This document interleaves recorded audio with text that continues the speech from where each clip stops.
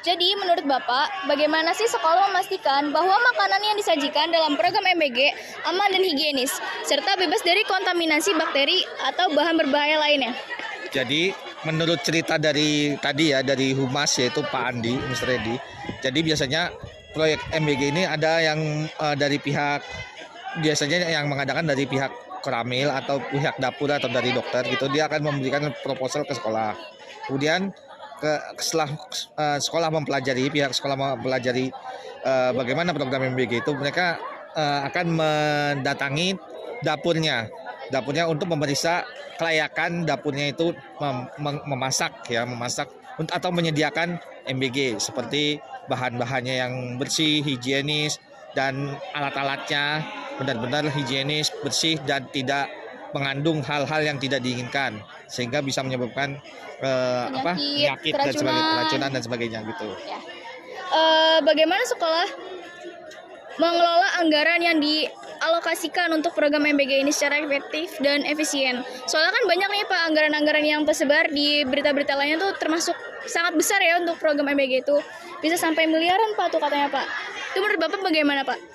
Jadi sebenarnya sih pihak sekolah setahu saya juga belum tahu kalau yang itu ya. Apakah mungkin dari pihak sekolah membayar atau yang kan penyediaannya tetap dari atas langsung ke cateringnya itu ya, catering yang menyediakan ini. Nah mereka yang membeli bahan, membeli alat, ya paling nanti kita akan cross check misalnya harganya makanannya 10.000 tetapi ternyata sampai di sini 8.000 atau berapa kurang dari itu, maka kita juga bisa protes ke pihak cateringnya, istilahnya seperti itu. Dan biasanya ini kan sistemnya kontrak. Nanti kita lihat dalam kontrak misalnya 1 tahun atau 2 tahun atau 6 bulan, nanti dilihat oleh pihak sekolah apakah sesuai antara dana yang dikeluarkan untuk MBG itu dengan hasil yang didapatkan. Nanti ada evaluasi. Jadi ketika mungkin ada evaluasi per bulan atau sesuai dengan kontrak itu untuk dilanjutkan lagi atau tidak, atau diganti dengan pihak catering yang lain misalnya seperti itu. Bagaimana sekolah bisa menanggapi keluhan atau masukan dari siswa, orang tua atau pihak-pihak terkait mengenai program MBG ini, Pak? Untuk biasanya sih sekolah akan menerima masukan keluhan, masukan dari siswa, orang tua, murid dan sebagainya. Nanti akan dipelajari oleh pihak sekolah. Ya, karena nanti dari pihak sekolah sendiri pun tidak bisa memutuskan